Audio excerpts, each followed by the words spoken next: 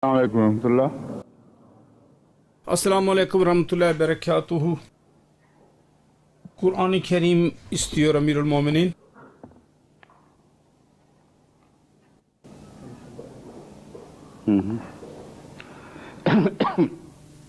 Euzubillahimineşşeytanirracim. Bismillahirrahmanirrahim. İnne fî halqis semâvâti vel ardı ve ihtilâfil leyli ven nehâri. ये तो बल फुल्किल लती वाली आयत आ गई है हैं?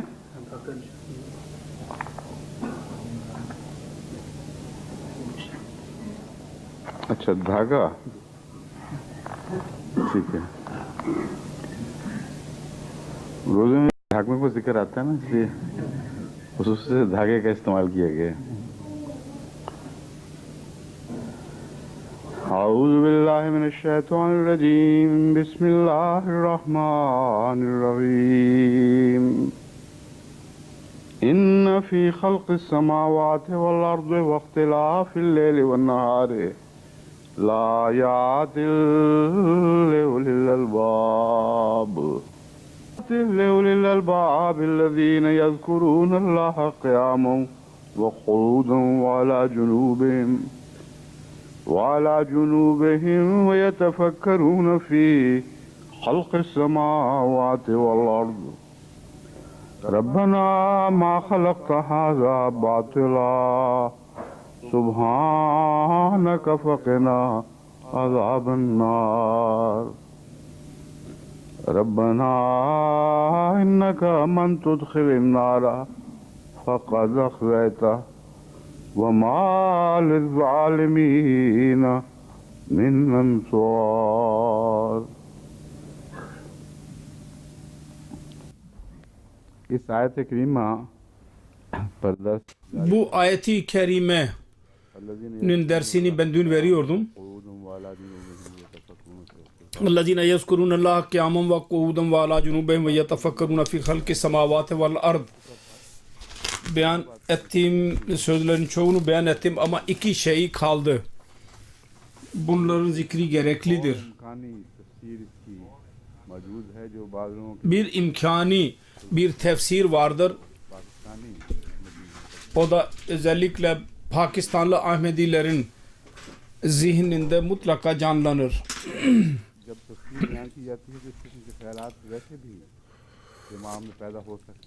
Tefsir beyan edildiği zaman bu gibi düşünceler tabii ki insanların zihnine gelir.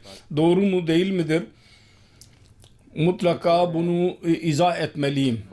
İkincisi batıl denilen murattır. Fakina azabın narın bu konuyla ne alakası vardır? Bu konuda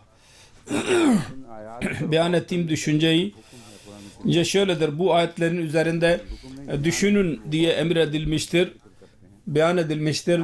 Düşünürler ve daima düşünürler diyor Allah-u Teala.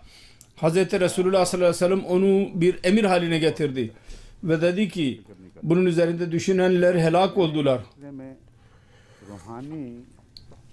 Ben bu anada bu konuda manevi alakayı bilgiye bağladım, bilgi araştırmasına ve beyan ettim ki dedim ki bilgisel araştırmayı zikre ilahiyle bağlamazsak ve onun etkisinin altında ilerletmesek insanın ayağı Allah-u Teala'nın doğruna atılamaz, gayrullah'a doğru atılabilir. Allah-u Teala insana belli bir gaye için akıl vermiştir. İnsan o gayeden uzaklaşır ve aklı hiç çalışmaz olur. Ulul albabın tanımında ulul albab ile birlikte ulul zikir olmak gereklidir. Zikir olmadan hangi araştırma olursa olsun sapıklığa götürecektir. Fakat gerçeğe doğru götürmeyecektir. Ve bunu bahsetmiştim ilk konuyla alakalı olarak.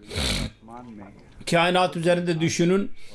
Yeryüzünde birçok alamet vardır ve bunlardan bir tanesi şudur ki geceden gündüz çıkar. İslamiyet üzerinde bazı sıkıntılardır. sonra sabahı bekleyiniz. Fakat sabahı beklemek bu zikir iledir. Ben bu noktayı özel olarak beyan ettim. Fakat bir nokta insanların zihninde canlanır. O da şudur ki düşünürler, bu işaret murattır. Siz dahi bilgi konusunda ilerleyiniz. Nasıl ki Batılılar ilerledilerse. Çabuk ilerlerseniz o zaman üstünlük elinize geçecek. जज़ब वाला ख्याल है, दिल इस तरफ माइल होता है। Cezb eden bir düşüncedir. İnsan buna yönelir. Ama İslamiyet'i nasyonal movement olarak bakanın kalbi bununla teselli bulur. Bazen fiilen ve bazen bilerek, उसके तासुर की वजह से bazen uzun bir etkisinden sonra uzun zaman İngilizler hükümet yaptılar, hükümranlık yaptılar. Bunun neticesinde bir insanın düşüncesinin buna yönelmesi tabidir. उन हालात में परवरिश Aydın bir insan dahi öyle bir durumda yetişmiştir ve Kur'an-ı Kerim ondan niye hükümet etti diyorlar, onlar düşündüler diyor. Fakat zikirden boş idi, Allah'tan uzaklaştılar fakat mutlaka bir şey elde ettiler. Siz de eğer elde ederseniz mutlaka bir üstünlüğe girersiniz. Bu konu bence doğru değil, bu konuda bu doğru değil ve gelecekte dahi तस्लीम कर दें तो इस्लाम को बहुत eğer biz onu kabul edersek bunun neticesinde İslamiyet çok zarara uğrayacaktır.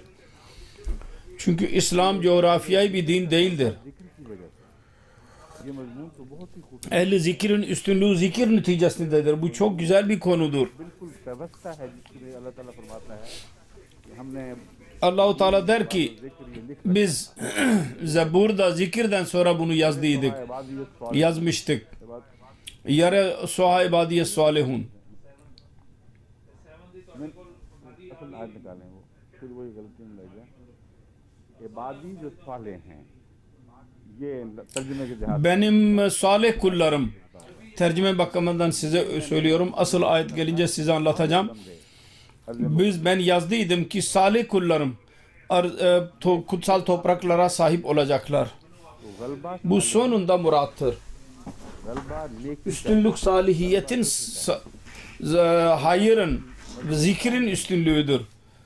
अगर ये Belli bir dini kavmin üstünlüğü söz konusu değil. Eğer bu eğilim devam ederse bir kavim murattır denirse o zaman Pakistan'ın üstünlüğü mü murattır? Yahut Endonezya'nın mı yahut Malezya'nın mı yahut Arap ülkelerin mi? समझकर वाली बात बन जाती है। İslamiyet'in yüce zaferiyle bir alay etmek olacaktır. Üstünlük elde etti kimler? İslamiyet'ten uzaklaşmış olanlar mı? Onun için Soma मिलता है यहाँ इंसानी अक्ल को और शुरू में बहुत अच्छा लगता है insan सोमा होता ही वो है जो insanın hoşuna gider başlangıçta. नहीं मुब्तला होना इस्लाम रेशमी Ona girmemelisiniz. बुनियादी तौर पर İslamiyet किसी कौम को भी ırkçılığa aykırıdır, karşıdır. Hiç izin vermez वो आयत है वलक़द कतबना फी ज़ुबूर ırkçılığa. وَلَقَدْ كَتَبْنَا فِي الزَّبُورِ مِنْ بَعْدِ الذِّكْرِ أَنَّ الْأَرْضَ يَرِثُهَا عِبَادِيَ الصَّالِحُونَ. ने लिख रखा था Biz yazmıştık ki Zebur'da benim kullarım, वही गालिब हों hayırlı olan kullarım तो नेक üstün çıkacaklar. Salih kullarım. आएगा और पहले इस मजमून को ना समझ के नेकी की तरफ तवज्जो Bu konuyu anlayamadıkları neticesinde hayıra dikkat edeceklerine savaşa dikkat ettiler ve hayır Kur'an-ı Kerim'in gaybi haberi ortaya çıktı. Savaş söz konusu değil. Dinin üstünlüğüdür ve hayırlı insanlardır. लौटाए दें अपनी नेकियों के साथ Eski kutsal yerlerini döndürülsünler. Kendi hayırıyla birlikte. Burada İslamiyet'in üstünlüğü बयान हुआ है अल्लज़ीना aynı manada beyan edilmiştir. यक़ूलून वाला اَلَّذِينَ يَذْكُرُونَ اللّٰهَ قِيَامًا وَقُعُودًا وَعَلَى جُنُوبِهِمْ.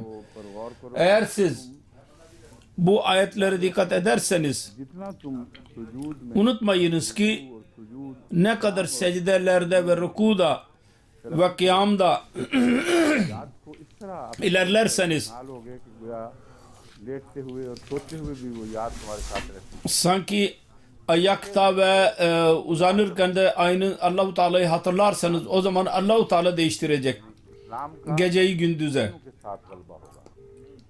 İslamiyet'in güzelliğiyle üstünlüğü olacak ve dinin üstünlüğü olacak, bir kavmin üstünlüğü değil. Bunu ben dün beyan edemedim. Onun için bugün mutlaka bunu tamamlamak istedim. İkincisi, ma halakta haza batıla subhanaka fakina azaban nar. फकिना अज़ाबन नार Ya Rabbi sen batılı yaratmadın. Fakina azaban narın bununla ne alakası vardır? Aslında batıl gayesiz olan bir şeyin gayesiz olmasıdır. Hiçbir gayesi kalmasın ona batıl denir. मकसद को खो दे या मकसद Bir şey kendi hedefini जारी हो जाए unutursa yahut ona ulaşamazsa o atılır जमानों में जला दिया जाता bir çöp tenekesine और yahut ateşe verilir ve geçmiş zamanlarda dahi पलंग या bir gelenek vardı, वगैरह वगैरह günlük kullanılan karyolalar ve sandalyeler vesaire, eski zamanlarda bizde sandalye olurdu. तोड़ने चूल्हे ढीली Bütün bunlar eğer iş yapmasa düşmeye başlarsa, gevşerse sonunda karar vermek olur ki gerekli olur ki bunları ateşe verelim. Batılın yakınmasıyla alakası vardır, yani zayi çıkması. Ve bu bakımdan taban bilgi sahibi insanlar, ulul elbablar ये बातें नहीं düşünürler ki के मकासद eğer bu batıl değil ise अगर हमने इन bunun gayeleri nelerdir? Eğer biz bu gayeleri anlamadıysak ve onları yerine getirmeye ehil değil isek o zaman biz de atılacağız. और बातें Bizim hayatlarımız batıl olacak ve batılın cezası ateştir ve biz ehil olmayacağız ki biz ayakta tutulalım, korunalım. Bu konu Kaf suresinin sonunda da beyan edilmiştir. Kur'an-ı Kerim'in ayetleri birbirini kuvvetlendirirler ve onlardan çıkan anlamlar eğer Kur'an'ın bazı ayetleri diğer ayetlerinin konusunu kuvvet verirse onlar gerçek ve tefsirdir. Yoksa Kur'an'da her konuda bir çift vardır हर मजमून ve çok güzeldir. जोड़ा है जो एक दूसरे को Her konuyu ararsanız çift vardır, birbirini kuvvetlendirir ve birbirini tamamlar ve narın bir anlamı budur. İkinci anlamı budur ki नार वाली लिखवाई थी atfala nar, onu çıkar nerede? कुल्लम कुल्लम औकुद नार हाँ Kullama avkadu naral atfahallahu. पुराने करीम से Çıkar onu bakalım diyor. Kur'an-ı Kerim'den ispat ediliyor ki nar kelimesi ateş içinde kullanılır. है कि जब भी वो जंग की आग भड़काए Ve Allah-u Teala der ki onlar savaş ateşini ne zaman tutuştururlarsa Allah-u Teala onu söndürecek. Asıl kelimeler Kur'an-ı Kerim'in kelimeleri nerededir? Ben şimdi göstereceğim. Konu aynen böyledir kesin olarak. खाना को फकना अजाब Ma halakta haza batıla subhanaka fakena azaban narda. बयान है कि वो लोग Bu açık beyanattır. वो Batıl olarak kabul edenler के अजाब में या जंगों के अजाब में मुब्तला हैं। ateşin yahut savaşın azabına girerler. तरक्कियां उन Sokulurlar ve onların bilgisel ilerlemeleri ve onların düşünceleri helaketten koruyamaz onları. Bu helaketi kendileri onlar hazırlarlar. आग Batılı düşünmenin tabi neticesi ateştir. आग जो है इसमें एक और मजमून का Ve batılın son neticesi ateşte başka bir konu söz konusudur. Her kim batıl olarak kabul ederse onların ahlaklarının bir temeli olmaz.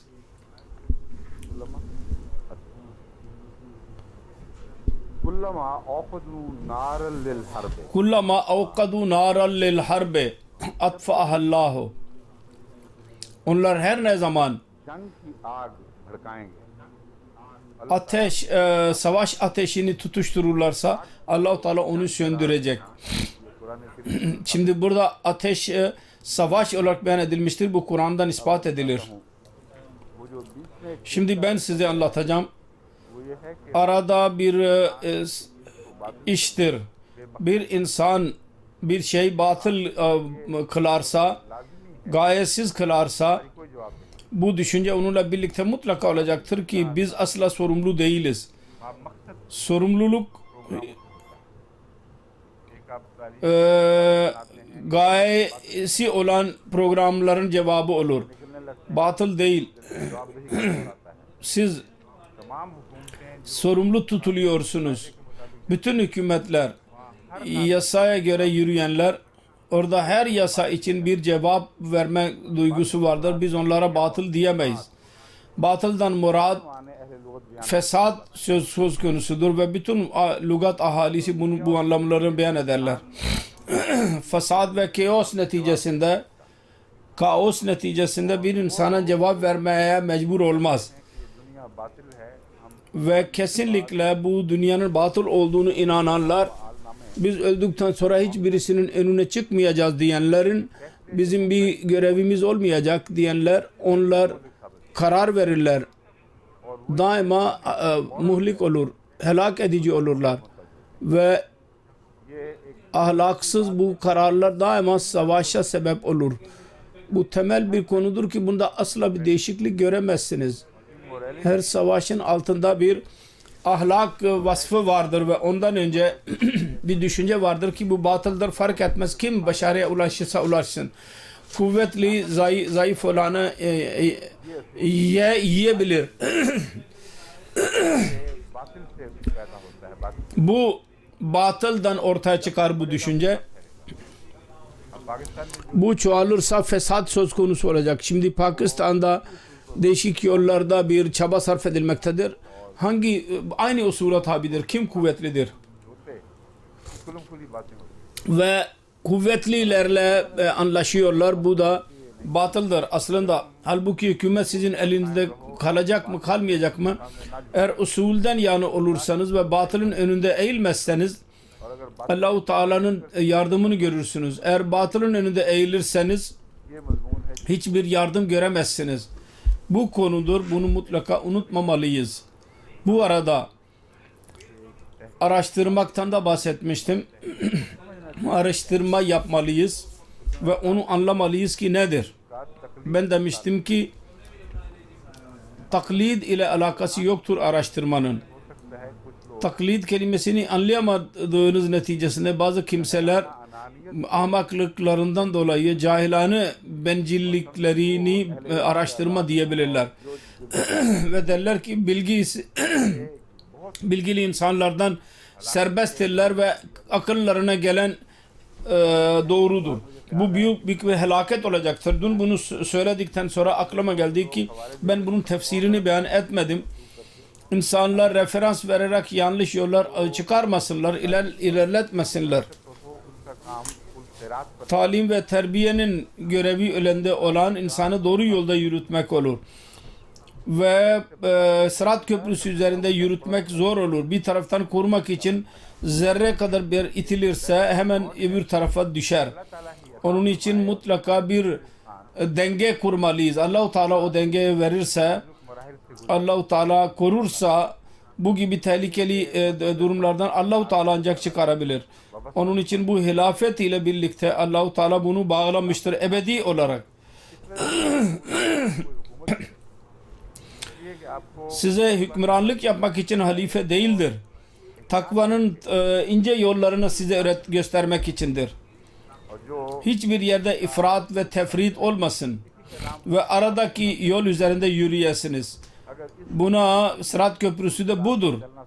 Bu dünyada और बारीक Sırat Köprüsü üzerinde yürümeyi öğrenirseniz ve en ince yollar üzerinde yürürseniz gelecek cihanda da Allah-u Teala sizi Sırat Köprüsü'nden geçirecektir. Eğer burada düşürseniz orada da düşmüş olursunuz. वहाँ मैं अपने Onun için burada gereklidir korumak. Şimdi asıl konuya geri geleceğim. जो आपको Ben dedim ki siz kendi bilginiz için उसमें gerçekleri elde ediyorsunuz. पहले किसी को मतलब Onu taklit etmeyiniz ki başka birisi, mesela ben kendim de söyledim. Eğer ben sizin imamınızım dersiniz ki ben mutlaka size tabi olmalıyım. Bu benim zihnimde neydi? Onu size açayım ki bir insan sendelemesin. कई दफा Günlük olarak ben onu yapıyorum. Birçok defa Ben öyle bir şey beyan ediyorum ki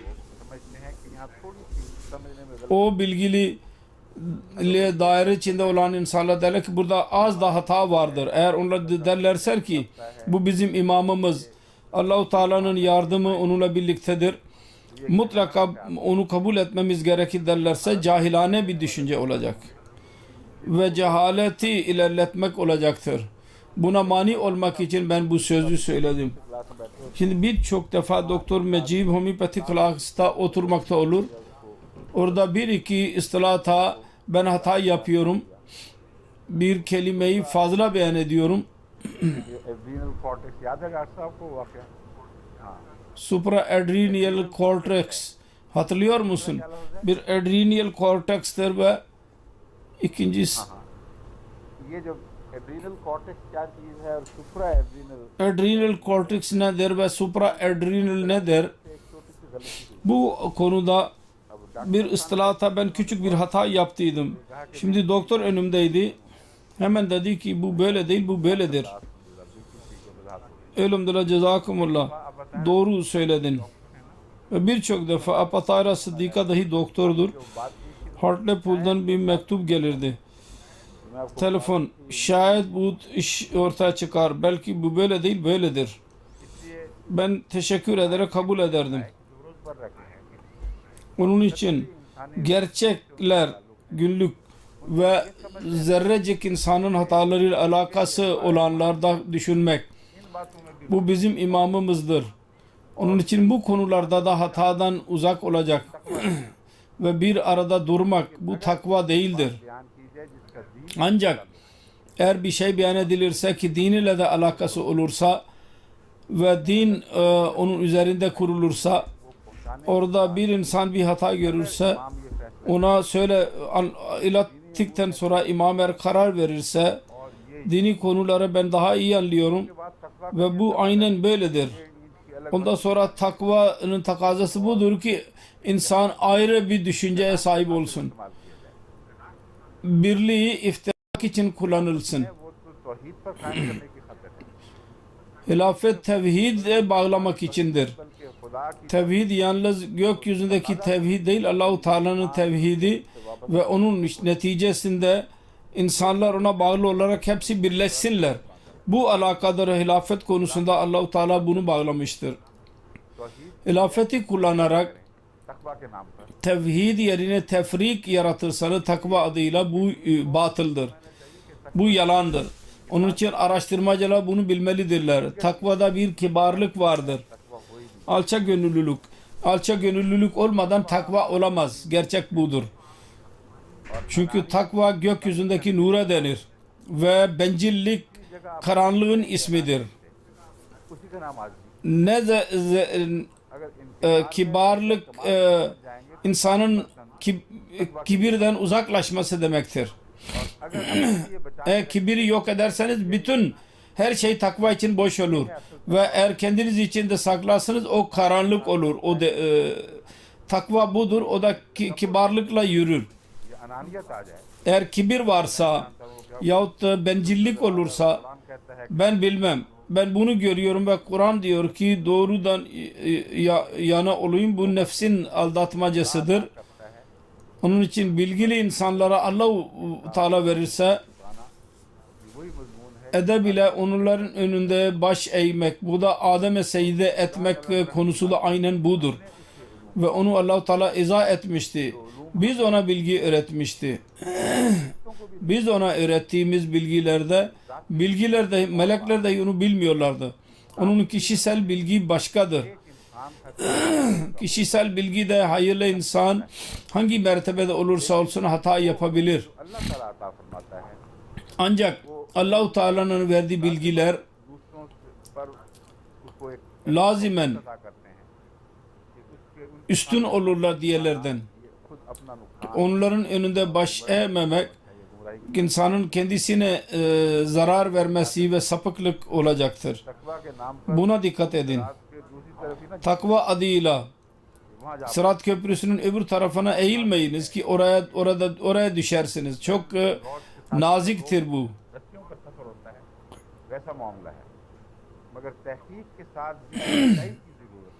araştırma ile birlikte bir doğruluk gereklidir.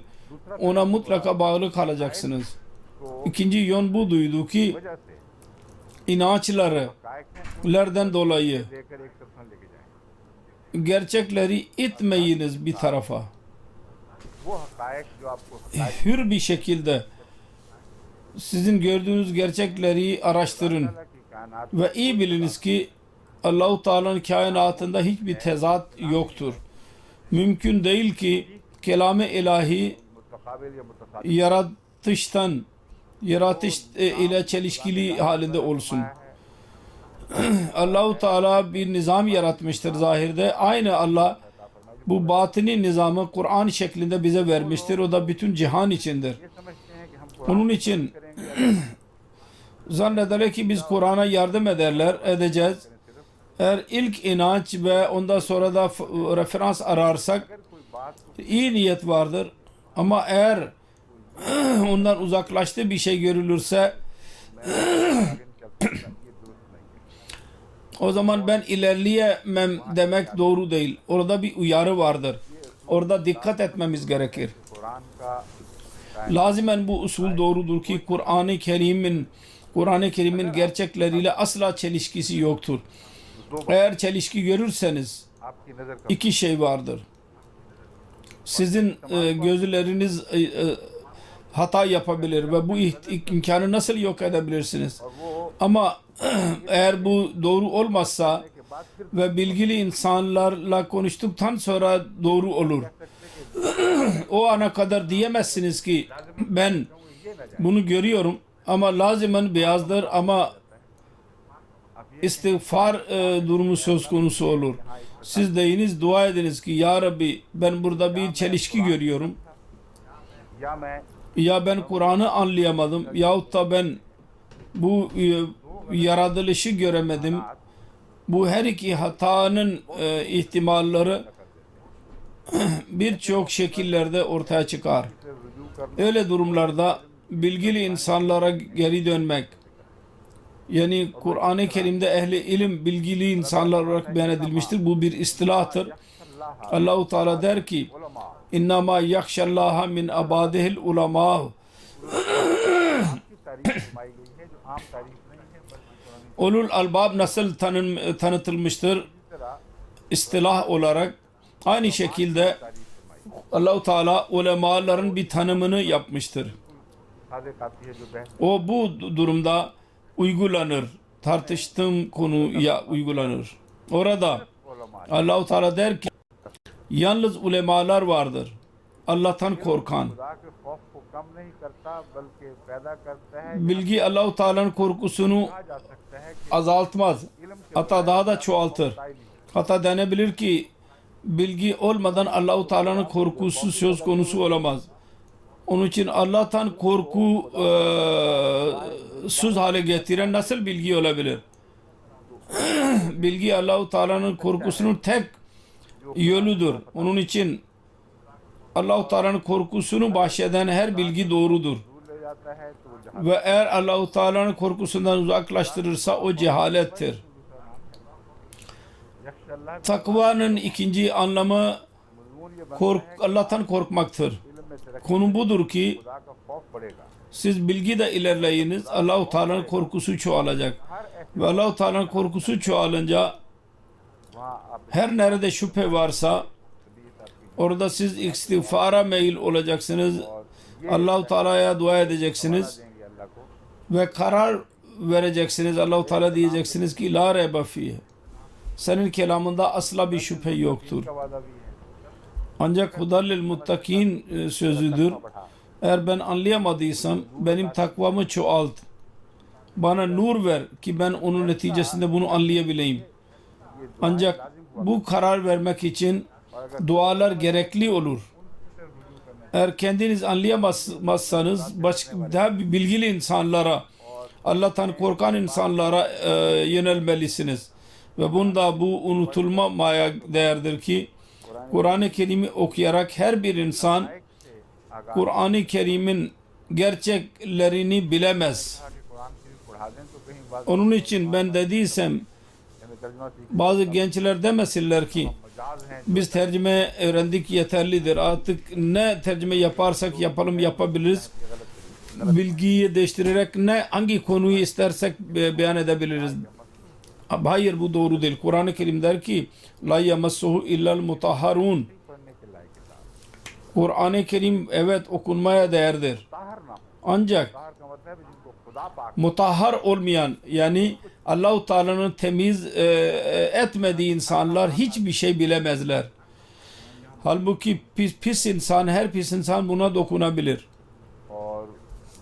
Onun markette bunlar satılırlar ve pis insanlar gidip satarlar ve buna saldırmak için satın alırlar.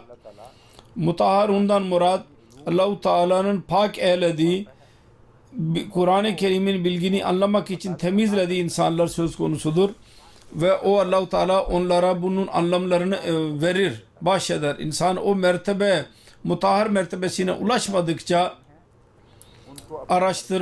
araştıranlar kendi mertebelerini göz önünde bulundurarak karar vermelidirler. Ve kime Allah-u Teala bu karar verirse, onlara bu görev verirse, onların önünde başını kaldırmak, ben de Kur'an okudum demek, burada bu yazılıdır demek, bu cehaletten başka bir şey değildir. Kibirdir ve aldanmadır. Bütün bu detayları göz önünde bulundurarak takva yolunda bağlanmak, gerçek söylemek, ama bazı yerlerde istiğfar ve Subhanallah ve dualardan sonra cesaret göstermek, cesaret ile değil, kibarlıkla, belki biz hata yapmış olabiliriz diyerek, Ya Rabbi sen bizi ıslah et ve bilgili insanlar siz bize yardımcı olun. Siz biz onu eğer aynı görmüyorsanız sebep nedir? Araştırma budur. Ulul albabın araştırması budur.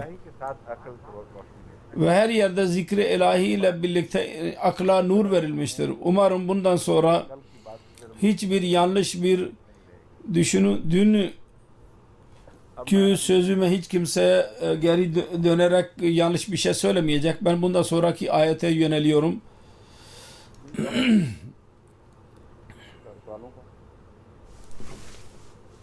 Soruların zamanı var mı diye soruyor. Sen unuttun. Ben buraya gelmeden önce diyordun. Gizli olarak sorular fazladır. Eğer yarım saat önce başlarsak bitiremeyeceğiz.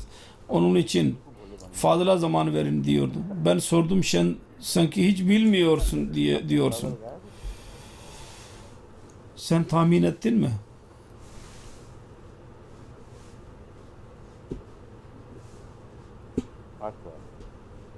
8 soru vardır. İlk ayete, ikinci ayete girmeden önce sorulara girelim. Ve sorulardan sonra eğer zaman varsa ondan sonra kullanalım. Şimdi soru yoktur bundan sonra.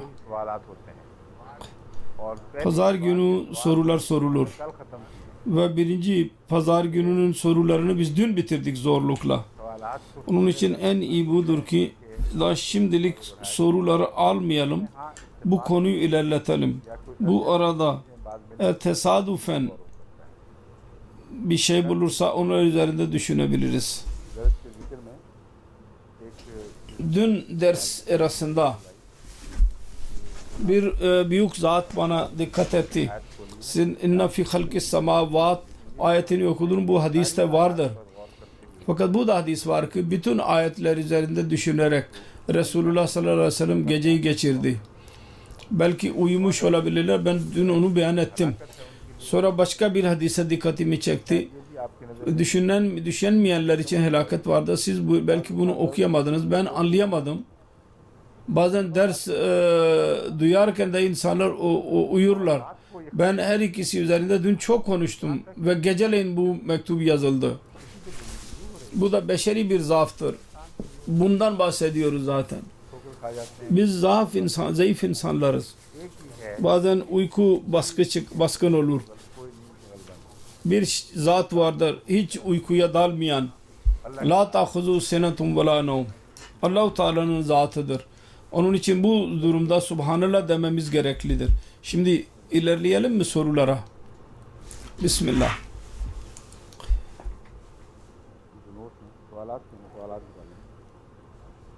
Sorular nelerdir? Çıkar bakayım.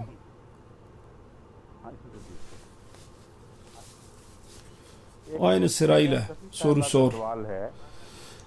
Birisi Salih Safi'nin sorusudur.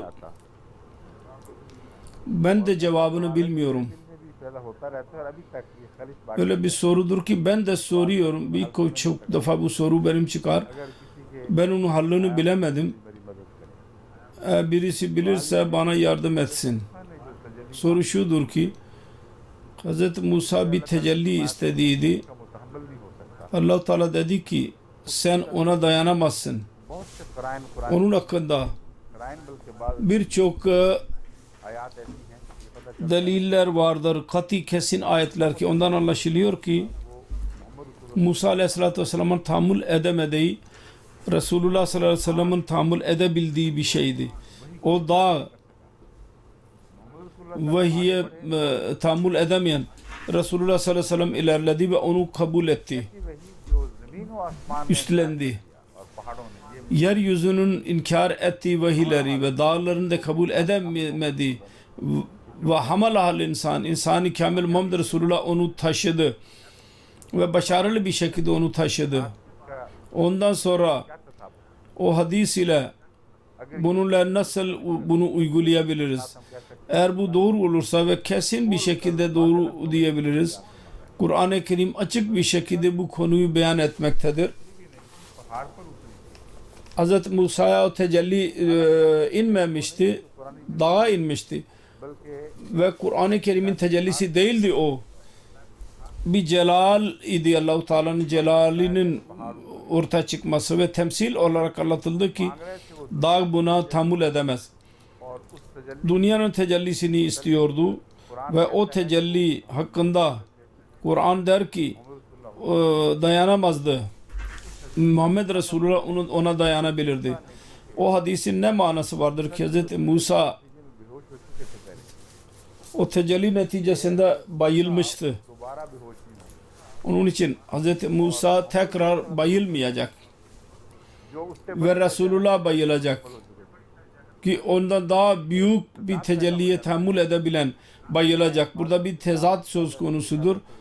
Onun için ben Salih Safi'ye özür diliyorum. Ben de bilmiyorum bunu. Ve dua ediyorum, düşünüyorum daha.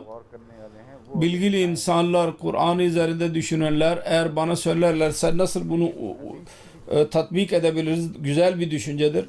Ama hadisi mutlaka araştırmalıyız. Bunun üzerinde ne zaman bu hadis ortaya çıktı? Hangi raviler vardı? Ve ihtimaller bunun tersi olan ya diğer anlamlar bu tezadı ortaya çıkaran varsa genel bir davettir. Herkes bunun üzerinde düşünsün.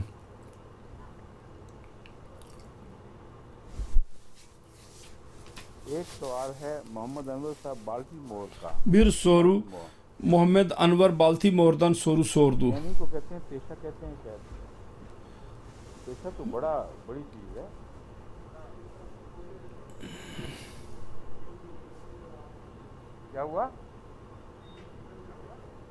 Balta. हमारे छेनी का उर्दू लफ्ज़ क्या छेनी ही है बस फिर ठीक है यही पूछ रहा था मैंने कहा था छेनी को पंजाबी में तो छेनी कहते हैं उर्दू में भी हम छेनी कहा करते थे दुरुस्त है या गलत है क्योंकि और लफ्ज़ है उन्होंने कहा उसको तेशा तेशा तो बड़ी चीज़ है Balta teşa büyük bir şeydir. Çeni ve teşay kelimelerini izah ediyor. Urduca şiirini okuyor. Teşe ile dağı kazıyordu. Bu arada bir söz idi. Diyor ki siz bir örnek verdin Mesih Muhammed Aleyhisselatü Vesselam'ın bir referansını. Hz. Akdes Mesih Mevud Aleyhisselam yağmurdan sonra nasıl hayat ortaya çıkar orada bir manzara ileri sürmüştür. orada Adem'den hayat söz konusu değildi. Zahirde hayatın amareleri olmazsa ve tekrar hayat bulunursa budur. Bu onun sözü, bu doğru değildir. Çünkü ben çok dikkatli bir şekilde bunu mutala ettim, ben hatırlıyorum. Ve ilk defa o benim zihnimde canlanmıştı. Berahini Ahmediye, Adem'den yokluktan vücuda gelmek Arya derlerdi ki yokluktan vücut mümkün değil. Bütün bu tartışmalardır ki arada bu da söz konusu olmuştur. Tartışma şudur: ruh ve madde mahluk mudur, yaratılmış mıdır, yoksa eskiden midir, öteden beri midir? Arya derler ki Allah-u Teala yaratma kuvvetine sahip değil. Allah-u Teala'nın yaratma kuvveti yalnız bir kimyacının kimya gibidir. Buradan bir ilaç aldı, oradan bir ilaç aldı ve onları karıştırdı ve yeni şey ortaya çıkardı. Hz. Mesih Aleyhisselatü Vesselam Kur'an-ı Kerim'den ispat ediyor ve doğru budur ve birçok delil ileri sürmüştür. Allah-u Teala'nın zatında yaratılma kuvveti de vardır. İki şey karıştırarak üçüncü şey yaratmak değil, yokluktan vücut verebilir. Burada bir örnek verdi, orada bir kurbağadan bahsetti. Yağmurdan sonra küçük küçük kurbağalar birdenbire konuşmaya başlarlar. Ve biz gördük ki bir şey yok ama ikinci gün baktınız ki orada gölde kurbağalar vardır.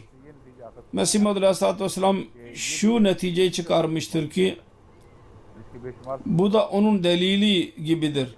Birçok delillerini ileri sürmüştür. Birdenbire Adem'den yokluktan hayat söz konusu oldu. Bu konu üzerinde bilginler çok uzun zaman tartıştılar. Ve bir zamanlar bilginlerin bir tayfesi vardı. Bunu kabul ediyorlardı. Spontaneous generation denir.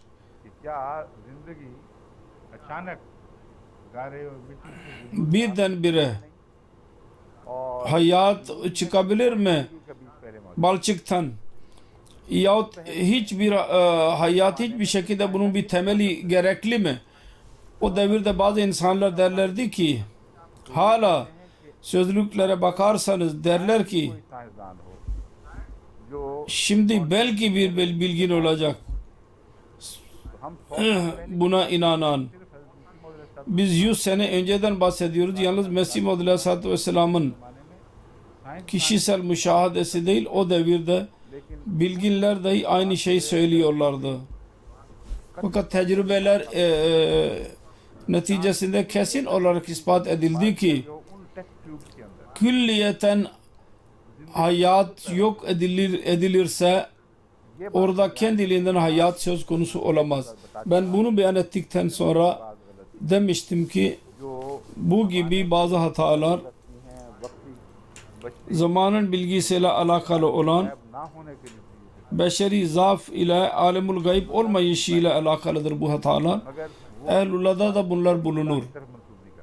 Ancak Allah-u Teala isnat etmezler onları. Allah-u Teala onu bana söylemiştir demezler. Aynı konuyu ben fakültedeyken dinsizlerle konuştuğum zaman delil olarak gösterirdim. Bakın bugün dahi o kadar ilerlememize rağmen Mesih Aleyhisselatü Vesselam'ın Ehlullah Allah ile alakalı olan bir şey beyan ediyor. O da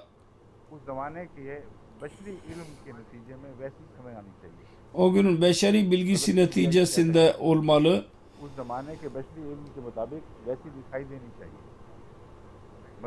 Öyle görünmeli ama öyle değildi.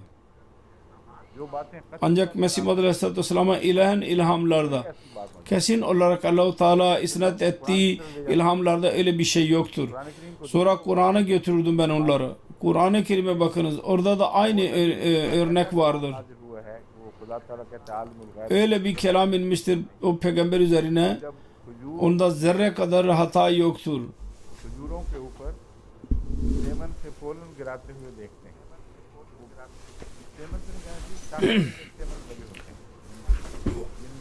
hurmanın nasıl yetiştiğini beyan ediyor. Orada male organ yani erkeklik polenler olur. Onlarda alerji dahi söz konusu olur. O manevi maddedir. Bel suyuna benzer. Bazı ağaçlar kadın olur. Onun şekli dahi benzer. सुराही के ऊपर जब तक O surahiden झाड़े ना जाए üzerine pollen उस वक्त तक bu semenler oraya atılmazsa o asla hamile kalamaz. वो नहीं था वो तजर्बे से Bu bilgileri bilmiyorduk. Fakat tecrübe neticesinde bunu insanlar kabul ediyorlardı. हज़रत सल्लल्लाहु अलैहि वसल्लम के बुजुर्गों आपने फरमाया Araplar kendi geleneklerine göre bunu yapıyorlardı. Resulullah dedi ki ne gerek var? Bırakın. बड़े हो गए Ve bıraktılar ve hiç meyve alamadılar. Büyüdüler. Uzun zaman sonra anlaşıldı ki फलदार न बने ondan sonra boş kaldılar ve meyve veremediler. वसल्लम से खुतबा किया Onun üzerine Resulullah sallallahu aleyhi ve sellem'e şikayet edildi. Dedi ki उनमें कोई गलती ben Resul olarak gönderildim. Orada bir hata yoktur. Ancak bu çiftçilik işidir. Kur'an हज़रत सल्लल्लाहु अलैहि वसल्लम ने her bilgi öğretmiştir ve Resulullah sallallahu aleyhi ve sellem çiftçilik dahi bize öğretmiştir. Birçok usuller bize öğretmiştir. हैं जब फरमाया Direkt dilaylı olarak kadınlar çiftliklerdir. दायरे की हमें समझाई Orada bazı फिर çiftliğin bazı temel usullerini bize öğretti. कोई भी से है Sonra müminin örneği अगर गौर से मुतालिया करें तो बहुत से birçok उलूम भी उनमें मौजूद हैं जो ज़मीन fidanın ortaya çıkmasıyla ilgili अगर bu çiftlikle alakalı olan konulardır. Fakat buna rağmen asıl buydu. Hz. Resulullah sallallahu aleyhi ve sellem'in bu işi के kendisinin और एक अदना bilgisel yeteneğine aykırı değil ve bir zerre kadar Resulullah sallallahu aleyhi ve sellem'e ये बताता है olumsuz etki yaratmaz. के बावजूद Bunu gösterir ki beşeri duruma rağmen alemul gayb olmamasına rağmen o kadar büyük bilgili gayb ilmi kendisine verilmiştir, hazineleri. कि आम इल्म के मुताबिक Bir beşer vardır. करता है O günün genel bilgisine göre bilmiyordu ve kabul ediyor. Ben bilmiyorum diyor. Ki polen ile ovary वो तो ओवरी तो है मगर ovary नबातात के लिए भी ओवरी रहता है बस कुछ और है nebat için nasıl kullanılır? Stigma Stigma. स्टेमन तो मर्दाना है ना स्टिग्मा ही है गालिब जो भी है Stamen erkektir. Stigmadır. वो जो सुराही है जनाना सुराही खजूर के अंदर Kadının अगर ये hurma आ जाए dişi hurmanın içinde eğer erkeklik maddesi düşürülmezse बात o meyve veremez. Buydu. ला इल्मी बज़ाहिर शान Bundan zahirde bilgisel kalmak Resulullah'ın Resul oluşuna aykırı değil. Bunun lehinde bir delildir. Allah Teala der ki Rasulan मिनहुम "Ovallazi ba'asa fil ummiyina rasulan minhum." उम्मीयीन में से था Öyle Resul seçti ki ummiyin arasından idi. Ve ona bütün dünyanın muallimi haline getirdi. से आसमान तक का इनकलाब Hayret verici bir inkılaptır. Yerden göğe kadar. है और शान मोहम्मद मुस्तफ़ा सल्लल्लाहु अलैहि वसल्लम पर Bu da doğruluğunu da gösterir ve Resulullah sallallahu aleyhi ve sellem şanını da gösterir. Ve delil gösterir ki bütün şan, peygamberin şanı Allah-u Teala ile alakasındadır ve asıl bilgi odur. Allah-u Teala'dan edinen bilgi. ज़माने में शुरू हुआ Aynı konudur. Hz. Adem aleyhisselam zamanında da bu başlamıştı. Allah-u Teala öğretti yoksa bilmiyordu. बहसों में अगर आप Bu konulardır. Fakat bu konulara girerseniz रोज़मर्रा छेड़ना गुस्सा bu konulara günlük buna girmek küstahlık yaratacak ve yanlış taifeler ortaya çıkacak. Ben mecburen bunlardan bahsediyorum çünkü ince bazı yolları göstermeliyim रोज़मर्रा बहस Allah-u Teala'nın lütfuyla. Ancak günlük tartışması haline getirmeyiniz. Mesih Madri Aleyhisselatü Vesselam filan yerde hata yaptı mı, Resulullah bunu yaptı mı yapmadı mı dersek bir tarafta Vehhabilik ortaya çıkacak, bir tarafta Barelvilik ortaya çıkacak. Ve siz niye ders almıyorsunuz? Bu İslam'da bu tartışmalar yapıldı. Resulullah gayb bilgisine sahip miydi, değil miydi? Öyle korkunç fırkalar ortaya çıktılar. Öyle çıktı, mutasadım oldular ki bugüne kadar İslam o musibetten kurtulamadı. Küstahlıklar oldu Resulullah'ın şanına. जब बरेलवियों ने Anan bencillik neticesinde Barelviler bazı referanslar verdiler. Şiiler dahi alimul gayb derler kendi imamlarına. Bütün bunlar Barelviler ve Şiiler mübalağa ettiler bu konuda. उन्होंने आगाज में Tevhide aykırıdır diyenler başlangıç tabi savaş yaptılar, tevhid için idi. ये हमला नहीं किया जाता Onun için ilk büyüklere saldıramayız ki onlar bencillikten dolayı बड़े बड़े bu tartışmalara girdiler. थे कि ये तौहीद पर हमला Çok salih insanlar idiler. Bu tevhide saldırıdır diyorlardı ve Resulullah sallallahu aleyhi ve selleme yahut başka bir peygambere Allah-u Teala'nın önünde tutmak şirktir. लेकिन जब Resulullah sallallahu aleyhi ve sellem belli bir gaye için gelmişti. Bu da ona aykırıdır. Fakat bu zaman geçince Allah'tan korkanların yerine अपनी जात को खुदा समझ bencil olan insanlar ortaya çıktılar. Diyemezlerdi ki muhalif zafere ulaşsın. O zaman o kadar küstahlıkta ilerlediler ki Pakistan में जो किताबें छपी हुई हैं उनमें हवाले मौजूद burada Pakistan'da bazı kitaplar vardır, referanslar vardır orada. El-İyazu billah oraya kadar mübalağa ettiler tevhid adına. अभी लोग हैं उन्होंने और Vehhabiler, देवबंदी वगैरह वो ये भी Devbandi vesaire नाउज़ बिल्लाह मिन ज़ालिक शैतान का इल्म derler ki El-İyazu billah şeytanın bilgisi Resulullah'tan daha fazlaydı. Bazı hayvanların ismini söyleyerek तारी हो जाती o insan okuyarak insan sarsıntıya girer. Resulullah sallallahu aleyhi ve sellem'in zikrinde bu pis insanlar nasıl insanın aklına gelir? बारीक मसालिक से ताल्लुक़ रखती हैं उनको रोज़मर्रा की İşte derin manalarla ilgili olan şeyleri günlük olarak onlar üzerinde tartışmak और ये गोया इल्मी बहसें हो रही हैं ये नहायत ही खतरनाक bilgisel tartışmalardır demek çok tehlikelidir bu. Takva ve edebe aykırıdır. हमारे माँ बाप में अगर फर्क Daha önce de ben anlatmış bulunuyorum. नक्स हो Sizin anne babanız eğer faraza और ये नक्स bir zaaf olursa, naksaflar olur ve söylediğim zaaf değil fakat onlarda bazı zaaflar dahi olurlar. वाले से मैं नक्स Resulullah sallallahu aleyhi ve sellem ve Mesih Muhammed aleyhisselatü vesselam ile alakalı olarak ben zaaftan bahsediyorum. Bunlarda zaaf yoktur fakat beşer olmak bakımından मज़ीद रोशनी डालते हैं कि वो अल्लाह से इल्म पाक लोग bunların olurlar, bab olduğuna işaret ederler. Çünkü Allah'tan bilgi edinirler. Fakat anne babada zaten zaaf olurlar. Çocuklar tartışırlar mı? है कि नहीं ये तो बदतमीजी Bak bu zaaf var mıydı, yok muydu? Bu terbiyesizlik olarak kabul edilir. Hiç kimse bu tartışmalara girmez.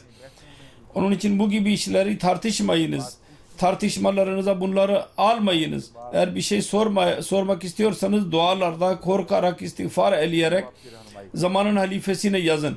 अगर O size yol gösterecektir. जिन्होंने पहले इस्लाम Eğer tartışırsanız वही eskilerin İslamiyet'i bölmüş olanlar Ahmediye cemaatinde bu söz konusu olacak ve çok büyük zarara uğrayacağız.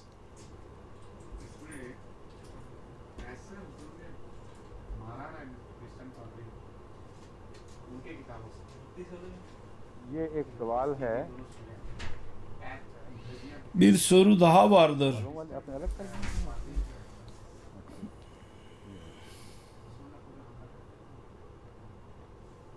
वो सवाल हर हवाला उस मुतलका सवाल के जो लगाएंगे मैंने उसको ताकि भूलना मत Amtul Soruyla birlikte referans da ver. Amatul Kayyum soru soruyor. Yahya के जिक्र में आपने बातें की थी Hazreti Yahya'nın zikrinde siz bazı sözler söylettiniz. Benim sorumun cevabını da verin. Hazreti Resulullah sallallahu aleyhi ve sellem Miraç gecesinde Hazreti İsa aleyhisselam, Hazreti Yahya aleyhisselam Hazretlerini birlikte gördü. Bunda ne sır vardır? बड़ी बात है Sır yoktur. Açıktır. हालात से गुजरे Birbirine benzer durumdan geçtiler. Ve birçok bakımdan birbirine aynı mertebededir. Belki aynı mertebede değil iseler de ince farkları Allah bilir. Fakat birbirine benzer durumlarda bazı एक ही जैसे महिलाओं को बातों से ढूंढने लगी हुई है बाद मुशाबिहतें लेकर पैदा हुए हैं जो अल्लाह ताला से उनको अता हुई। bazı benzerlikler Allah-u Teala onlara vermişti. Onlarla birlikte doğdular. Onun için onları birlikte görmek और यही होना चाहिए। tam duruma uygundur ve böyle olmalıydı. जिक्र की वजह से अव्वल O münasebetler vardır. Onların zikrin neticesinde ilk olarak aklıma geldi ki belki Hz. Yahya şehit olmamış olabilir. Halbuki ben inanıyorum ki bir peygamber şehit olabilir. Fakat niye aklıma geldi? Şu sebepten dolayı. Onun için size anlatıyorum. और हालात Ne kadar birbirine yakındır bu konular. Ve birbirine benzer bu konulardır. Dedi ki ya Yahya huzil kitaba be kuvvetin ve ataynahul hukma sabiyya. Biz dedi ki ey Yahya kitabı kuvvetli bir şekilde yakala में हुक्म से नवाजा। ve biz ona çocukluğundan beri फिर hüküm verdik. सलाम को Sonra Hz. İsa Aleyhisselatü Vesselam hakkında dedi ki कलाम अता हुआ çocukluğunda ज़माने में kendisine kelam bahşedildi ve çocukluğunda Hz. Meryem işaret etti ki buna sor. O dedi ki inni Abdullah नबिया atani el kitaba ve cealani nebiyen. बचपन में खुदा ताला Her ikisinin çocukluğunda नाम दे रहा था Allah-u Teala rüya salih vasıtasıyla onlara kelam veriyordu. Onunla diyebilirlerdi ki biz sahibi kitap peygamber değildi daha. मालूम होता है अल्लाह Fakat rüya salih vasıtasıyla anlaşılıyor ki Allah-u Teala kendisine söylemişti ki seni büyük bir gaye için yetiştireceğim. जालनी मुबारक Sonra ve cealani mübarakan व Hunnam Hazreti Yahya'nın ayeti ve hananem milladunna ve zakaten ve kana takiyya. वो हमारी तरफ से बहुत नरम दिल लेकर पैदा हुआ था। Bizim tarafımızdan yumuşak kalpli olarak yaratıldı. आला नरम अखलाक का मालिक था। Güzel ahlakı güzel idi. ज़कातन Ve zakaten लफ्ज़ तो ज़कात में ज़कात देना है और ज़कात इंसान के मतलब तो ज़कात नहीं आता वैसे मगर ज़कात İnsan için zakat kelimesi kullanılmaz. Fakat birçok anlam vardır bunun kapsamında. Zekat öyle verirdi ki sanki के मतलब के साबित है। daima vermesi lazım. Hz. Yahya hakkında da जमात बनाई थी Hz. Mesih nasıl cemaat oluşturduysa fakirane bir şekilde इतनी ज़कात aynı şekilde Hz. Yahya idi. O kadar zekat verirdi ki और फिर जो hiçbir şeye sahip değil güya sanki. Ve ne मलकियत समझा करते थे। kalıyorsa onu bütün insanların mülkü olarak kabul ederdi. ये Zekat vermek hepsi eşit olsunlar. Bu konudur. Zekat dendi. और हज़रत ईसा के मतलब Baştan başlı başına bir zekat idi. Ve Hz. İsa Aleyhisselatü Vesselam hakkında dedi ki ve cealani mübareken ena ma kuntu ve usani bis salate ve zakate ma dumtu hayya. जब तक Bana emir verilmiştir. Ben yaşadığım müddetçe zekat mutlaka vermeliyim. अब ये देख लें Şimdi जिंदा है कि नहीं bakınız वहाँ तो yaşıyor mu yaşamıyor mu? Orada iki hissini gördü Resulullah o gökte. Bir Yahya ve bir Hazreti İsa Aleyhisselam.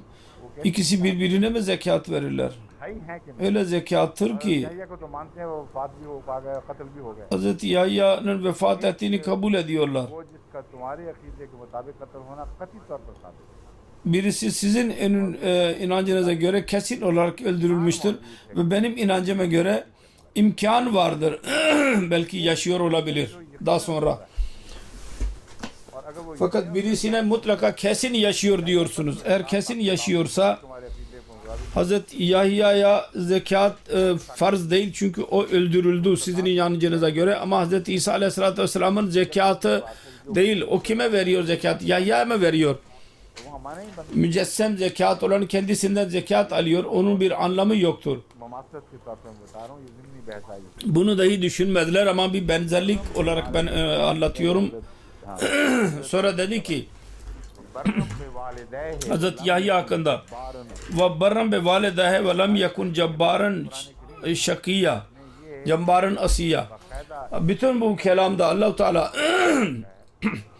हजरत bunu devamlı olarak benimsemiştir. Hazreti Yahya ile alakalı olarak üçüncü şahıs olarak Allah Teala tarafından bu olur. Hazreti İsa Aleyhisselatü Vesselam bizzat kendisine isnat ediyor. वहाँ फरमाया Fakat Allah Teala tarafından gelmiştir. O da dedi ki ve barram be validehe ve lem yakun cebbarın asiya. बहन के लिए Kendi anne babası için hayır idi. Mücessem. वलम युग Başlı başına hayırlı bir insan idi. Ve lem yakun cebbarın. से पेश आए Cebbar değildi. और इतिया और उनके हक में Anne babaya zulüm eden ve गुनाहगार नहीं asiya ve isyankar değildi. फरमाया व बर्रम बे Hazreti İsa Aleyhisselam hakkında dedi ki ve barrem be validati, ben annem için bar kelimesiyim. Aynı kelimedir. Ve lem yecalni cebbarın şakiyya. Beni Allah-u Teala cebbar olarak yaratmamıştır. Kendi annemin mukabil नाफरमानी को şakiyya da yaratmamıştır ki isyan etsin, itaatsizlik yapsın. Aynı konudur. Sonra son misal ayeti böyledir. Niye birbirlerinin birlikte olmaları gerekir? Ve selamun aleyhe yevme voleda व यौम युग ve yevme yemutu ve yevme yubasu hayya. Hazreti Yahya'ya selam olsun. उस दिन भी उस पर सलाम O doğduğu gün हो या है दोनों üzerinde selam vardı. Vardı yahut vardır. दिन वो मरे Ve yevme yemutu, öleceği gün dahi यौम युग üzerinde selam olacak. दिन वो Ve yevme yubasu hayya, उस दिन tekrar dirilere kaldırılacağı zamanda üzerinde selam olacak. तो इस्लाम की तरफ ये Hz. İsa Aleyhisselatü Vesselam hakkında Allah-u Teala der ki, अलैया यौम şu beyan etti: ve selamu aleyye yevme vulidtu ve yevme amutu ve yevme ubasu hayya. जिस दिन मैं पैदा हुआ Benim üzerimde selam olacak. Ben doğduğum gün oldu ve öleceğim zaman ve tekrar dirileceğim zaman. Ne kadar benzerlik var her ikisi arasında. Aynı kelimeler kullanılmıştır. Şimdi soru şudur. Ölüm hakkında Hazreti İsa Aleyhisselatü Vesselam hakkında biz delil çıkarıyoruz. Burada dedi ki amuto, जिंदा बच गए öldürülmedi, तभी वफात kurtuldu ve ondan sonra tabi olarak ölüme ulaştı.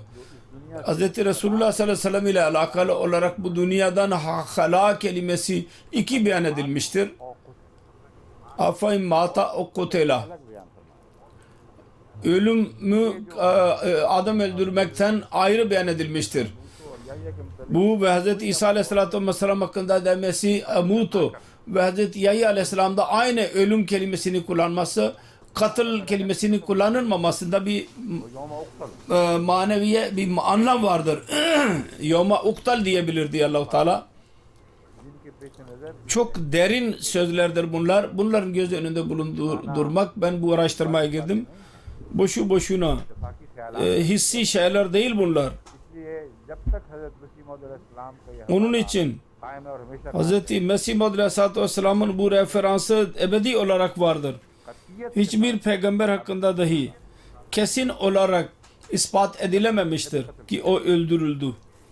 बयाक बहुत Peygamberler katledildiler. तक ये Her ikisi aynı durumdadır. O ana kadar bu ayetleri mutlaka araştıracağız ve bunlar üzerinde mutlaka duracağız. इस्लाम का Ancak insanların bir vahimesi vardır.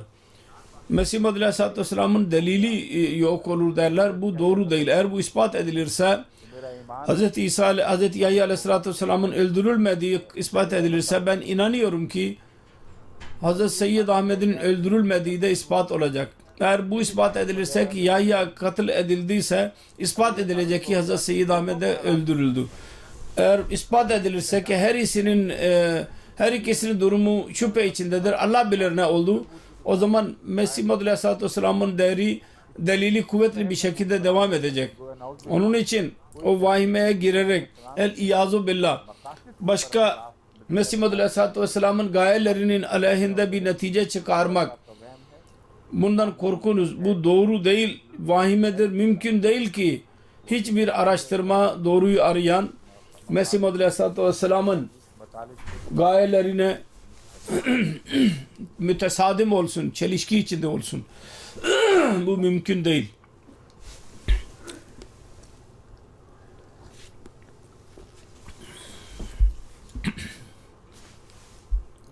एक सवाल हमारे मिर्जा मुश्ताक अहमद साहब नासिर ने ये भी अच्छा इल्मी ज़ौक़ Bir soru Mirza Muştak Ahmet Bey bana yazmıştır. Güzel bir zevki vardır. Bilgisel zevki sahiptir. फरमाया गया है कि शहीद जिंदा होते हैं Dedi ki şehit hayatta kalırlar. Onun nev'i nasıl olur? Hangi manada onlar yaşıyor olabilirler? Bunu bize anlatın. Quran करीम ये फरमाता है Ben onlara nasıl anlatabilirim? Kur'an-ı Kerim der ki बुलाके ला bal ahyaun तुम्हें शऊर नहीं velakin la taşurun. Onlar diridirler ama siz anlayamıyorsunuz. Kur'an-ı Kerim der ki siz ona o şuura sahipsiniz. Ben o şuuru nasıl size verebilirim? और ऐसी Onun için kabul ediniz. Hayattırlar ve biz onu anlayamayız diye inanın. Bundan başka bir şey söyleyemeyiz. İkinci şey şunu beyan etti ki रूहानी जिस्म जो अता होता है वो नस्मा कहलाता है Hazreti Şah Veliullah der ki eğer manevi cisim insana nasip olur, nesime olur, mele ala da olur vesaire. Bunu beyan ettikten sonra soru ne? क्या ये मकाम जन्नत से पहले का मकाम है Bu cennetten önceki bir makam mıdır? Nereden okuduysanız oradan bunu çıkarın. कर रहे हैं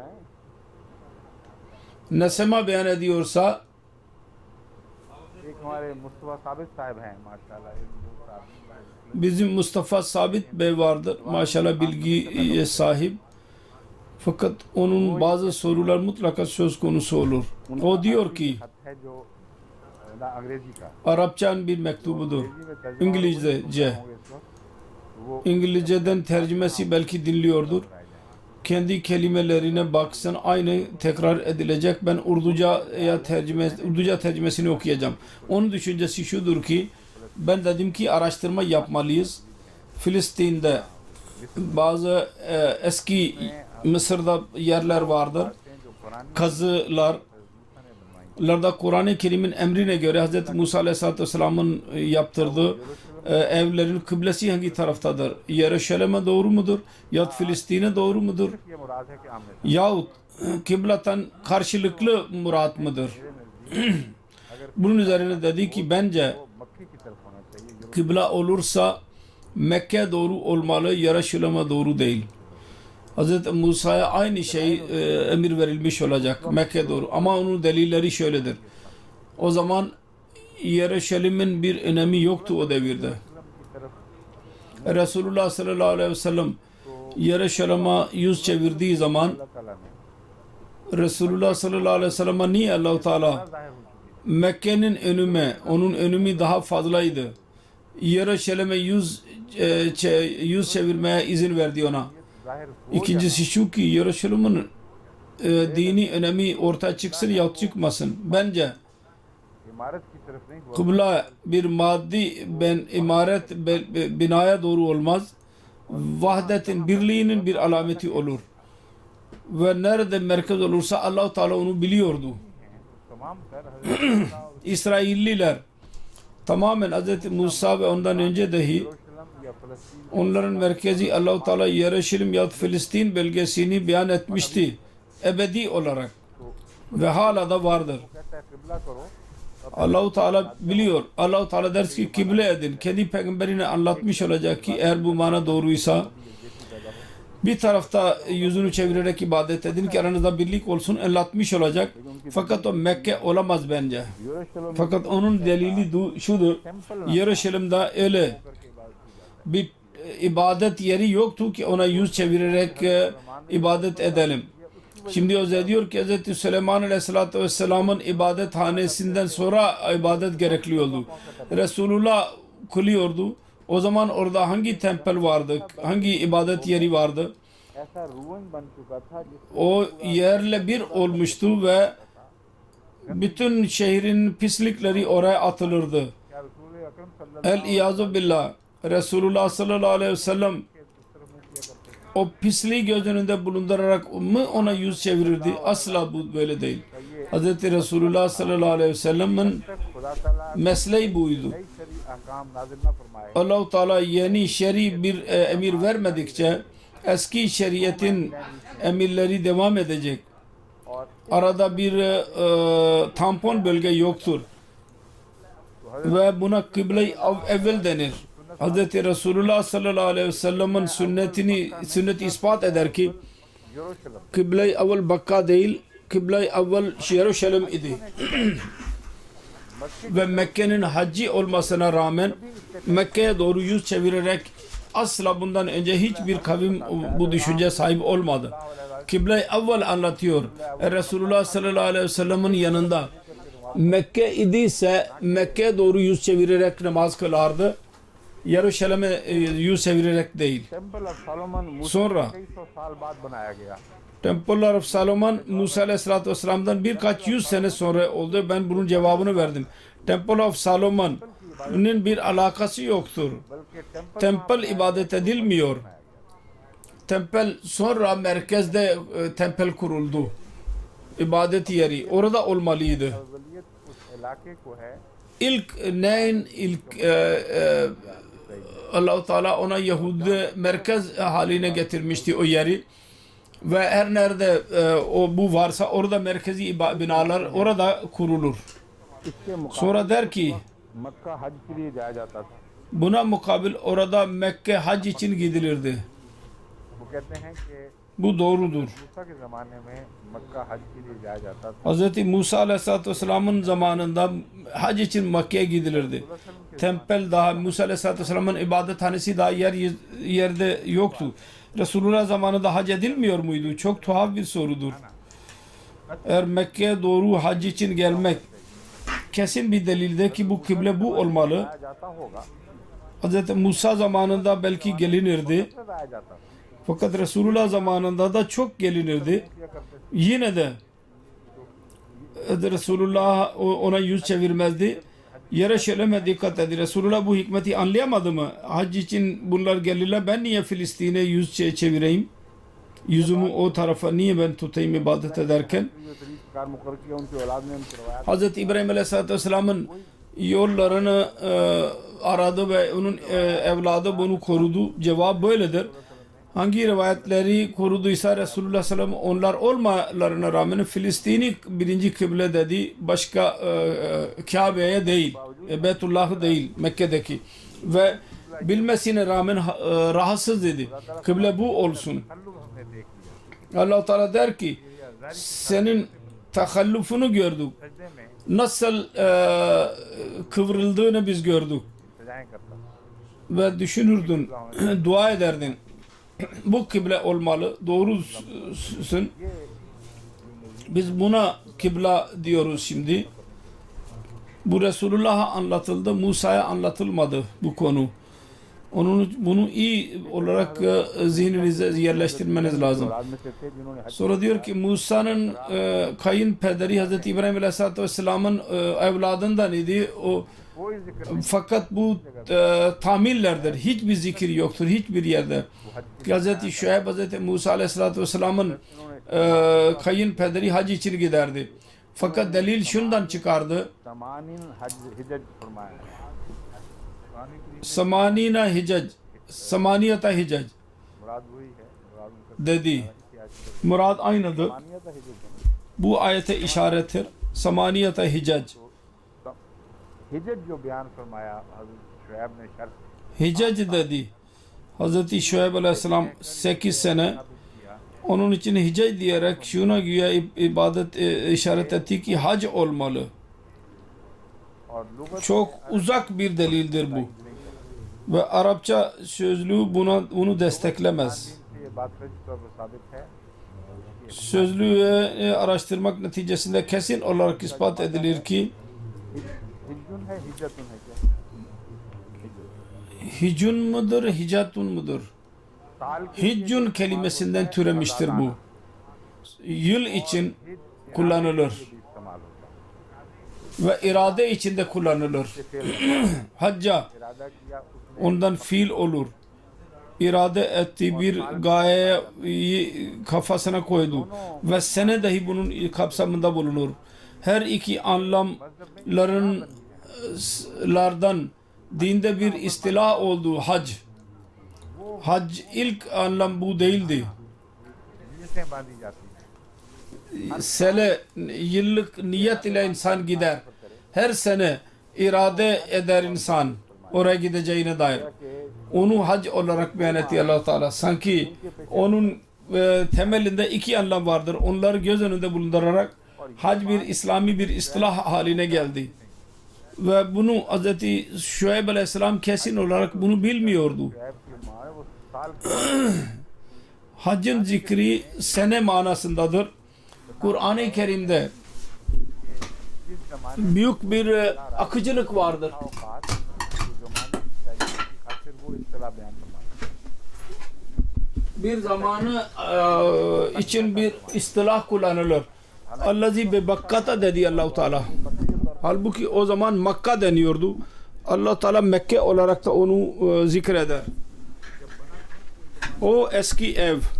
लोग इसे बक्का नहीं खा करते थे बल्कि बक्का खा yapıldığı zaman o günün insanları ona Bakka derlerdi. हैं जो Mekka demedilerdi. कदमों को रोशनी डालते Bu tarihe işaret eden bazı aradaki işaretler var. इस्तेमाल किए हैं।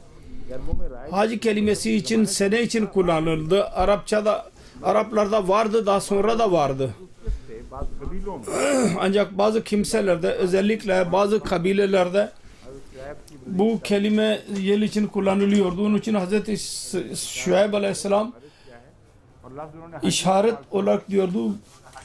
Hac kelimesini kullanmış olacak. तकरार भी हो गई। Aynı şekilde उससे ये नतीजा निकाला tekrar edildi. हज की तरफ इशारा है। Bundan şu netice çıkarmak ki hacca işaret edilmiştir ve hacca işaret edildiği için Hz. Musa Aleyhisselatü Vesselam bunu anlamış olacak. Demek ki Mekke doğru kıble olmalı. Eğer anladıysa o zaman niye kıbleyi değiştirdi? O daimi idi o kıble. Salomon Temple niye onu değiştirdi? अव्वल है और आखिर है। Daimi devamlı kıble ilk ise ve son ise o zaman arada başka bir kıbleye yönelmenin anlamı yoktur. मुअज़्ज़ज़ और बाला बातें बताती हैं कि इब्तिदा में इबादत की कीमत मक्का की तरफ थी। ये उन्होंने नतीजा निकाला। Başlangıçta Mekke ibadet edip netice buydu. Ben bu netice çıkarıyorum ki evet bu anlatılıyor ki Hz. Resulullah sallallahu aleyhi ve sellem'in zamanından önce hiçbir zaman Mekke ibadet için मगर किसी मर्द kullanılmadı. Hac için idi. Fakat hiçbir dinden katen İbrahim Aleyhisselam'dan yahut başka bir dilden işaret olarak da ispat edilmemiştir ki bu kıble olarak çıkarıldı. İlk kıblenin zikri Filistin'e doğru yüz çevirmektir. उसे किबला अव्वल कहा जाता Aslında onun zikri dahi mevcut değil. Kıble evvel denir. Çünkü Resulullah ona yüz çevirerek namaz kıldı. Hristiyanlarda bu var mı yok mu? Yahudilerde var mı yok mu ben bilemiyorum. Ancak Hazreti है। का मरकज Allah-u Teala Filistin'in merkezini önemini beyan etti. Yahudilerin kutsal toprağı beyan etti. Onun için Resulullah हाँ हजरत पर नाजिल हुआ है। dahi oraya yüz çevirerek namaz kılardı. Mekke'yi kıble tutmak için eğer ebedi idiyse Resulullah buna emir verildi. Mekke'yi sevmesine rağmen Resulullah sallallahu aleyhi ve sellem Kabe'yi sevmesine rağmen o kadar niye kararsız idi ki Allah-u Teala dahi onu not eder. Sen bunu anlayamıyor musun? Ebedi olarak buna yüz herkes çevirmiştir. Ben niye değiştireyim? Deliller verdiniz ama benim konumu bununla desteklerler. Sizin neticenizi desteklemiyorlar. फिर कहते हैं मुअज़्ज़ज़ बाला बातें तो बताती हैं। इसके Sonra der ki bunlar anlatıyor ki bundan sonra diyor ki Yahudiler için Yeruşalim बाद जलावत kıble करार दिया गया। Babilon'da onların एक टेम्पल को जीसस की वार्निंग के बाद तबाह कर दिया गया। या का लफ्ज़ बताता है कि उनको खुद इस बारे में शक है। ये जो मजमून है किबले का इसका ताल्लुक हिजरत से भी। bu kıble konusunun alakası hicretle alakası vardır ve Kur'an-ı Kerim'de bu alakalı olarak Allah-u Teala bunu beyan etmiştir. Murat şudur ki उस तरफ nereye kadar gitmek gerekliyse ona doğru yüz çeviriniz. इबादत के साथ Onu unutmayınız. कोई ताल्लुक Yoksa ibadet ile birlikte semtin hiçbir alakası yoktur. Yalnız ibadet için. बयान करने के बावजूद Kur'an-ı Kerim bütün bu konuyu beyan ettikten sonra der ki सम्मा वजह فَاَنَمَا تُوَلُّوا فَسَمَّ وَجْهُ اللّٰهِ. करने से इबादत Unutmayınız, Mekke'ye doğru çevirmekle ibadetin zahirde bir alakası yoktur. वजहुल्लाह है। Her nereye yüz çevirirseniz fasamma vecihullahi, Allah-u Teala'nın yüzünü, teveccühünü orada bulursunuz. Allah-u Teala'nın teveccühünü çekebilirsiniz orada. Onunla alakalı diğer deliller nerededir? जो आयात है कुरान करीम की इसमें कोई और भी मुस्तकिल के जराए वो Kur'an-ı Kerim'in ayetleri, delilleri nerededir? Bir bakayım. हाँ एक उन्होंने और भी मजमून छेड़ा हुआ है। Bir delil daha beyan etmiştir. इसकी तरफ बाद में आता हूँ, पहले मैं कुरान करीम की वो आयत आपको सुना दूँ। Ben ona daha sonra geleceğim. İlk olarak Kur'an-ı Kerim'in bazı ayetlerini size anlatayım ki orada kıble vardı. Falan valleyennaka kıbleten tardaha. Senin sevdiğin kıbleyi ilk olarak तभी मोहब्बत kıble Resulullah sallallahu aleyhi ve sellem'in tabi sevgisinden dolayı oldu. فَوَلَّ وَجْهَكَ شَطْرَ الْمَسْجِدِ الْحَرَامِ وَاَسَوْ مَا كُنْتُمْ فَوَلُّوا وُجُوهَكُمْ شَطْرَهِ. Bu tarihte ilk emirdir. Bundan önce böyle bir emir yoktu. وَمِنْ هَسَوْ خَرَيْتَ فَوَلَّ وَجْهَكَ شَطْرَ الْمَسْجِدِ الْحَرَامِ. Her nereden sen çıkarsan, वल्ले hani Mekke'den çıkarılacaksın. فَوَلَّ شَطْرَكَ مَسْجِدِ فَوَلَّ وَجَكَ شَطْرَ الْمَسْجِدِ الْحَرَامِ. Mescid-i Haram'a doğru yüzünü çevir. Bunda bir gaybi haber vardır. आयत थी ये मक्की। ये Bu Medeni miydi, Mekki miydi bu ayet? कि जब तक हिजरत से वापसी न हो उस वक्त Şu bakımdan alakasıdır. Çünkü hicretten geri gelmedikçe bu gaybi bir haberdir bu. Gaybi haber budur ki biz seni geri getireceğiz. İster önce beyan edilmiş olsun ya sonradan geri gelmek vaat edilmiştir. यही सूरह अल-बकरा Semtlere gelince वलिल्लाहि Bakara suresi der ki velillahi il meşrik vel maghrib. ऐनमा Doğu ve batı Allah içindir. Fa enema tuvallu fasamma vechullah. खुदा का चेहरा Nereye yüz çevirirseniz Allahu Teala'nın çehresini, teveccühünü orada bulursunuz. अल्लाह ताला İnnallaha vasiun alim. Allahu Teala çok büyük genişlik verendir ve bilendir. यही रहेगा İslam genişleyecek, kıble burada kalacak fakat कंपसों से निशान çok dikkatli bir şekilde biz işaretlerde yaptık kampaslarla fakat o kadar incedir uzak Mekke'den uzak olması neticesinde zerre kadar bir derecenin binde biri eğer yüzünüz değişik olursa Kabe başka bir tarafta olur ve siz başka tarafa yüz çıkmış olursunuz. Allah-u Teala bilgilidir. İslam genişleyecek ve bu vahimeye girmeyiniz ki siz çabanıza rağmen belki ona ulaşamıyorsunuz. Çaba sarf ediniz. Allah'ın emridir. अल्लाह है जिधर भी तुम्हारा Fakat Allah murattır. अफला जब मैं same Nerede izniniz olursa, yüzünüz olursa जदीद Allah'ın Teala'nın önünüzde olacak. Ben İspanya'ya gittiğim zaman oradaki camileri ben araştırdım. Kompaslarla जाता था किसी को बाईं तरफ से नहीं ले जाता bazılar sağından bazılar solundan çıkardı. Ve büyük insanlar vardı. Takvalarına göre her dikkate çevirdiler. Fakat bu hatalar. Hata diyoruz. Fakat o günün इससे ज्यादा bilgisinin özeti buydu. Bundan daha fazla güce sahip değildiler. Fakat Allah-u Teala diyor ki hiç korkmayın. Takva ile çaba sarf edin. Eğer çaba bulamazsanız Allah-u Teala'ya mutlaka ulaşırsınız. Ene ma tukunu yatemukum bekumullahu cemiya. Asıl konu budur. Bakara 149. का छत्र मस्जिद Min haysu harajta favalle vecaka şatral mescidil haram. Ben demiştim ki bunda hicretten geri dönüş söz konusudur. यही मजमून चल रहा Burada 149 ayette aynı konu vardır. Ben o neticeye ulaştıydım. Ena ma takunu yate bekumullahu cemiya. İnnallaha ala kulli şeyin kadir. इकट्ठा कर ले। Her nerede olursanız Allahu Teala sizi toplayacak, geri getirecek. हजरत मूसा Allah her şeye gücü yeter Allah'ın. Hazreti Musa'ya bir söz verilmişti, bir toprak. O toprağı, toprakın o sözüyle alakası vardı. Onun neticesinde Hazreti Musa yalnız Firavun'un azabından korunmayacaktı kendi kavmini, o vaat edilen yere toprağa götürecekti. Eğer bu söz olmasaydı o kadar sıkıntıya girmeye ne gerek vardı? Her nerede yer bulurlarsa orada oturabilirlerdi. Fakat dolaştılar. Ve her zaman kıble aynısı oldu. Ondan sonra arz-ı mukaddes gözü önünde değildi demek doğru değil. लेन Len हिज्जतुन देता है। हिज्जतुन? hicatun mu diyor, hiccatun mu diyor? लेन Her iki şekilde var. है Len'e baktık, orada vardır. कसदा, Haccun kasada. वो कसद करना है। Haccın asıl anlamı kasıt etmektir. Is also Hicatun अरब कहते हैं bir senedir. अकम तो इन Arap derler ki akamto indahu hicatan. एक साल ठहरा। Ben onun yanında bir sene kaldım.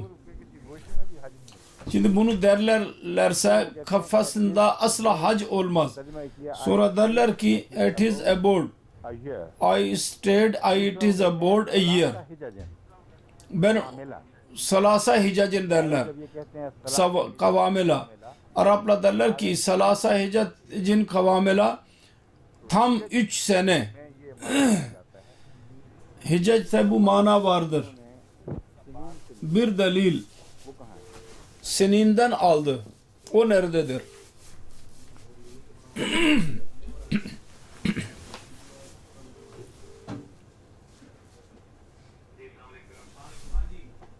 कहते हैं आपने जो ये इस्तेमाल किया है कि हजरत मूसा अलैहिस्सलाम Diyor ki siz bir delil çıkardınız. Musa aleyhissalatü vesselam orada 8 sene yahut ondan biraz daha fazla kaldı. Bu da doğru değil. वहाँ सिनीन का Çünkü delil şudur ki Kur'an-ı Kerim orada sinin kelimesini kullanmıştır. Biz az senin dememiştir. छोड़ने से Biz az senin. अरसा लंबा Biza kelimesini bırakmakla senin fazla da olabilir. Bu delil nasıl tamamlanabilir? Bu da onun hatasıdır. Sinin सालों की जमा का नाम। kesin olmayan senelerin çoğuludur. Fakat muayyen eğer zikri geçtiyse o da bir aya gerek kalmaz. मुद्दत है 10 साल तक मुमताज हो सकती है। 8 senedir 10 seneye kadar olabilir. Orada biza demek muameleyi şüphe düşürecek, aydınlatmayacak. के बाद Farz edin 8 sene sonra 9 और 10 çıkmadıysa अगर 9 ve 10 arasında çıktıysa biza geldiyse o zaman buna uygulanamaz. Eğer biza olsaydı 3'ten başlıyor bu. क्योंकि वीजा का मतलब है O da imkan söz konusudur. Biza demek क्या जरूरत 3 ile 9 sene demektir. Allah-u Teala'nın ne ihtiyacı vardı? शुबहात पैदा Kendisi izah ettikten sonra orada şüphe yaratsın. की जमा का नाम है। Sinin genellikle senelerin çoğuludur. O fazla da olabilir. शर्त ना लगाना इसलिए लाजिम Biza'nın şartını söylemesi gereklidir idi. कोई सवाल Ki ilk olarak 8'den önce çıkmasına imkan yok. İkincisi 8 ile 10'a kadar imkan vardı. पेश नजर रखकर यही कहते Onun için ben bu imkanı daima göz önünde bulundurarak dedim ki हैं मान galiba 8'den sonra hemen bu olay oldu. Fakat olabilir ki belki 10 seneye kadar da olabilir. Ve yahut o seneye yakın bir zaman orada kalmış olabilir. Eğer bu doğruysa o zaman biza kelimesi uygulanamaz. मजमून इतना वाज़ेह और कतई है Buna rağmen o kadar açıktır o konu. या फिर Bible Onu uzatmaya gerek yoktur.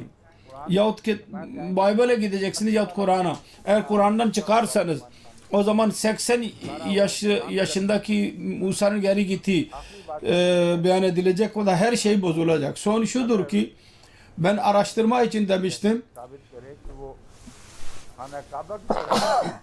24 minute Eğer hane Kabe'ye doğru yüz çevirdiyse, ispat edilirse o zaman tamam, bizim zararımız yok. Hayret içinde kalacağız.